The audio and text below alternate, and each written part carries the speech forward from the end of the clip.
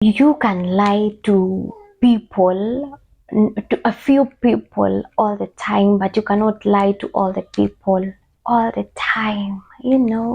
Thank you for joining us on today's episode 254 Political Checklist and Politics Arena. Today, I want us to focus on the magnitude of the lies that William Samoei Ruto has been spreading in and out of the country. I'm your host, Eva Injao. Today, I want us to have a look at some of the agreements that the president has been signing globally or internationally with different nations.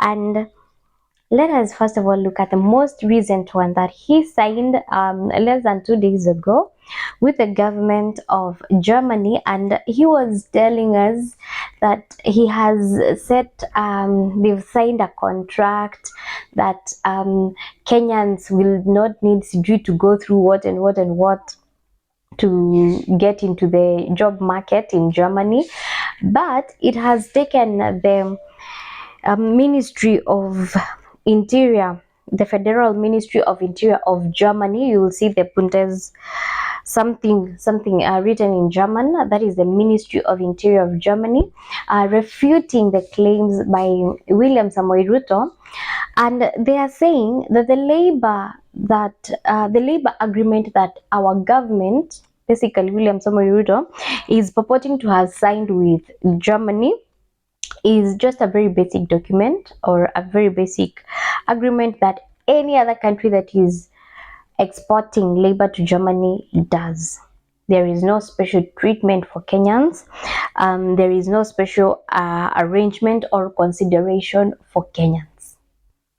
Yes, you'll have to go through the required set standards or requirements for you to be able to work in Germany. And let me just pose a question to the government and even to the supporters of our administration, an administration we overwhelmingly supported and voted for. Imagine in Kenya, kupata kazi ni ngumu because of corruption and nepotism. But William Samoei Ruto is trying to tell us kupata kazi Kenya ni ngumu. But if I take you to Germany, mtapata kazi. Ngozi nyeusi, there will always be racism. There are job opportunities that you will not be given in other countries. In fact, there are professional courses zenye unaweza fanya Kenya vizuri. But if you go to other countries or other continents, that are a reserve for their nationals. Yes, take that to the bank. The Australian government, there is an NYS deal that the president claimed to have signed with the Australian government. We will be looking deeply into it in our next episode. In around May 17, 2024, this year, when Alfred Mutua was a sitting minister, they said that they had made an arrangement, such kind of an arrangement like the one with Germany, and Kenyans watakuwa wanaenda kupeana their services there.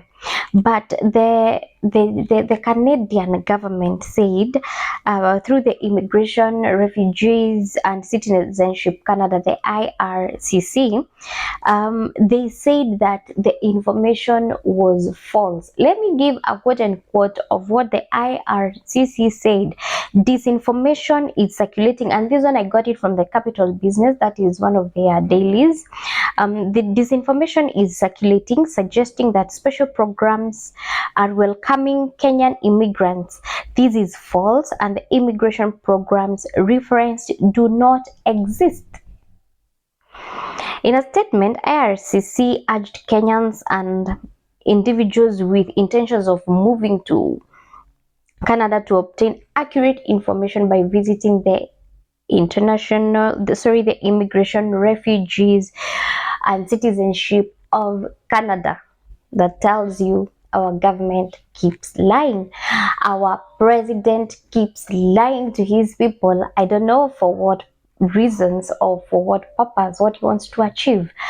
Basically, what I can tell you for sure, with the information of the previous cabinet when Florence Bore was the CS labor. I can tell you for sure, zile kazi mnaenda kutafutiwa si zile jobs za ma professionals. Zenye tu zilikuwa zimeko kwa hiyo website, house girls, security people, hizo zote zenye wewe uligraduate. Ukikataa kuenda mjengo ya affordable housing, unaenda ukakue house girl huko ama ukafanya hizo menial jobs. That is what our president has reduced the use of this nation to. Nyinyi amwezi ajiriwa jobs za maana hapa Kenya. Hapana.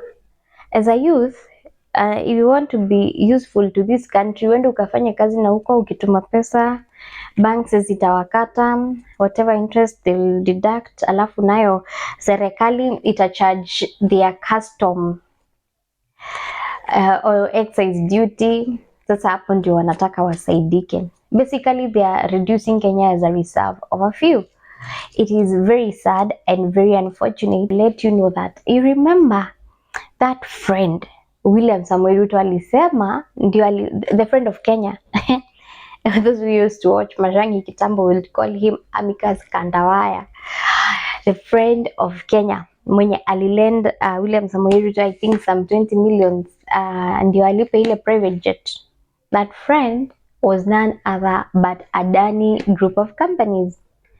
William Samoei Ruto is selling Kenyans to his friends. So I'm sure if you try to unveil who this Adani is, ni Ruto mwenyewe.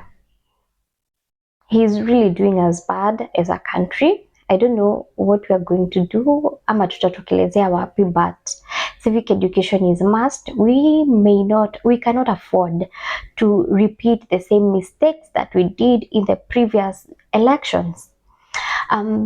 The kind of lies or the magnitude of lies that the president has will see you on our next episode as we dissect more on the politics and politrics of 254.